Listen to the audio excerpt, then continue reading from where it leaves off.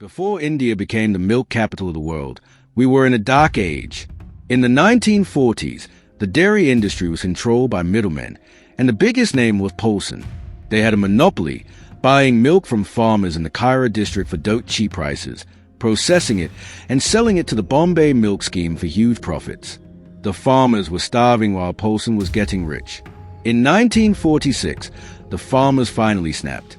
They went to Sardar Vallabhbhai Patel for advice, and he told them to remove Polson, stop selling milk to them, and start their own cooperative.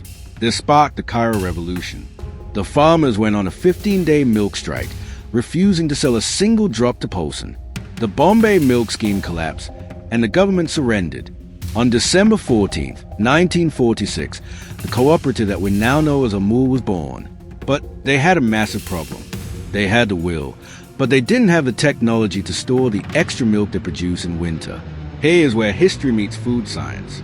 Global experts told India it was impossible to turn their surplus milk into powder for storage. Why? Because India drank buffalo milk, which is chemically different from cow milk. It has nearly double the fat and much higher calcium levels. When engineers tried to put buffalo milk into standard European spray dryers, the machine nozzles clogged, and the calcium destabilized the protein under heat, turning the milk into hard rocks instead of powder.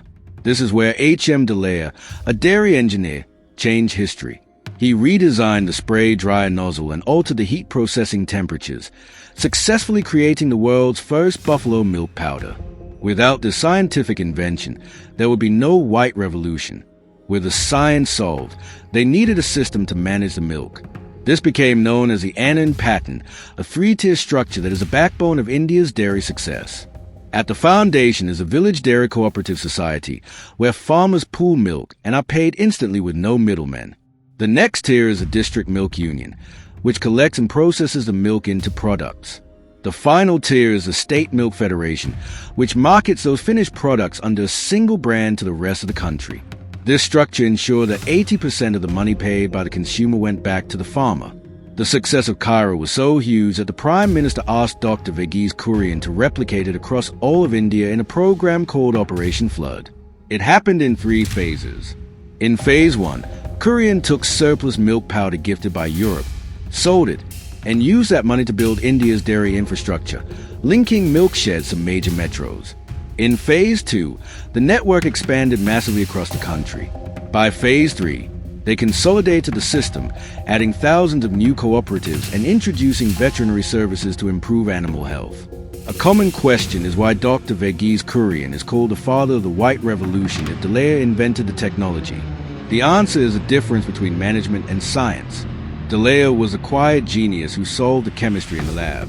Kurien was a loud leader who fought the politics, the bureaucrats, and the oil companies to build the supply chain.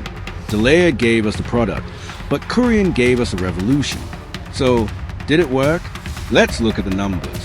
In 1950, India produced 17 million tons of milk. By 2024, that number exploded to over 239 million tons, making us the #1 milk producer in the world. Even with our massive population growth, the per capita availability of milk rose from 130 grams per day in 1950 to 471 grams per day today. From a milk-deficient nation begging for powder, we became a dairy powerhouse. And it all started with a strike in Cairo and a chemical engineer who refused to believe that buffalo milk was impossible.